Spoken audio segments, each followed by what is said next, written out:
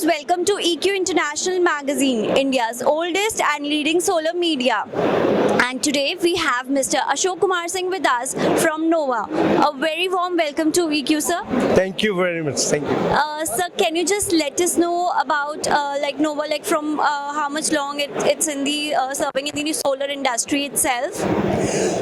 As far as Novas is concerned, we are here for last, I would say, 9 years now. And our module manufacturing started in 2019. And now in 6 years, we have expanded it tenfold. We have expanded our capacity. Now we are going for 6 gigawatt in coming 1.5 years now. So, sir, how do you see, what's the opportunity, if we talk about the Indian solar market, so what's the opportunity you see in terms of pricing and everything?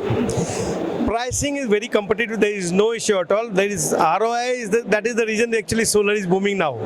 Policy, a lot of policies are there. Whether it is Kusum for pump segment, for I would say project segment, all segments are growing. I would say every year it is a 200% growth. That is why a lot of projects, lot of manufacturers, whether it is for module, whether it is for inverters, they are expanding. I would say 2 to 3 folds every year. Very true, sir.